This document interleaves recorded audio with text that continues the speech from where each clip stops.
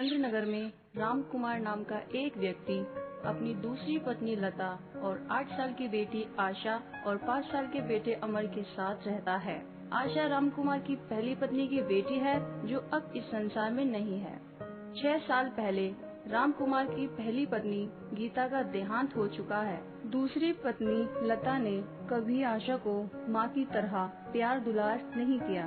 लता हमेशा आशा को डांटती ही रहती है। लता अमर को स्कूल के लिए तैयार कर रही है। आशा, चल जल्दी से घर में झाड़ू लगा ले, कपड़े भी धोने हैं। माँ, आप मुझे कभी पढ़ने के लिए स्कूल क्यों नहीं भेजती? तू क्या करेगी कमबख्त स्कूल जाकर? अगर मैं तुझे स्कूल भेज दूंगी तो घर में काम क्या तेरी माँ का भूत करेगा? चल दफा हो जा और घर में झाड़ू लगा ले, नहीं तो तेरी क्लास में झाड़ू से यहीं ले दूंगी। चल भाग यहाँ से। आशा डर गई और वहाँ से चली गई। माँ, आप आशा दीदी को कभी स्कूल क्यों नहीं भेजती? चुपचाप स्कूल जा, ज्यादा मत सोच। इसे भी जल्दी भेजूंगी, मगर स्कूल नहीं, नरक में, इसकी माँ के पास। अमर स्कूल चला जाता है। अमर के स्कूल जाने के बाद आशा की सौतेली माँ आशा के पास आकर उसे पीटती है और कहती है, आशा, अगर तूने आज के बाद अमर के सामने स्कूल जाने की बात की तो तुझे जान से मार दूंगी, समझी?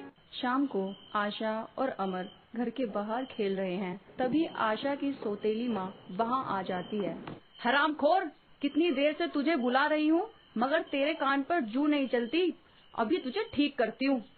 तभी राम कुमार वहाँ आ जाता है और अपनी पत्नी लता को समझाने की नाकाम कोशिश करता है। अरे आशा की माँ, खेलने दो उसे, क्यों डांट रही हो? बच्ची ही तो है। खबरदार, जो मुझे इसकी माँ कहा तो जबरदस्ती इसे मेरी बेटी ना बनाओ। जाओ अपना काम करो।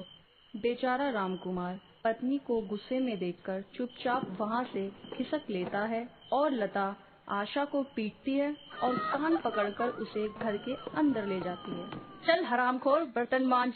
तेरी माँ नहीं आएगी मांजने, ये तो तुझे ही मांजने पड़ेंगे। अगले दिन सुबह राम कुमार को काम की तलाश में शहर जाना पड़ता है। अच्छा अमर की माँ, मैं जरूरी काम से शहर जा रहा हूँ। अमर और आशा का ख्याल रखना। हाँ हाँ ठीक है, जाओ जाओ, मुझे सब पता है कैसे ख्याल रखना है और किसका रखना है। पिताजी, अपना ख्याल रखना और जल्दी वापस आना। अच्छा बेटी, तुम भी अपना ख्याल रखना, मैं चलता हूँ।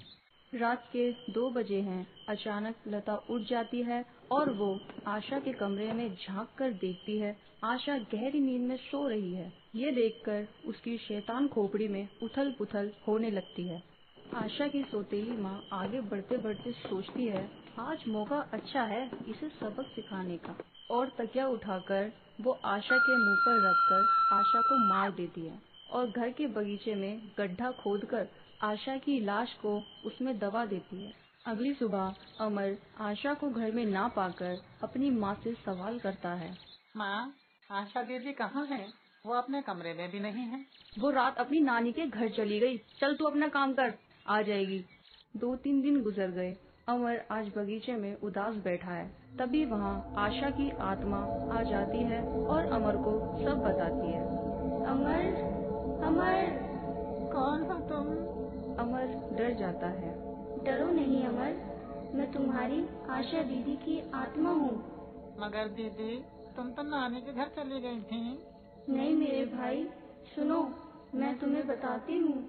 और आशा की आत्मा अमर को सारी घटना विस्तार से बताती है। उसी दिन अमर के पिताजी भी शहर से लौट आते हैं और अमर सारी बात पिताजी को बता देता है।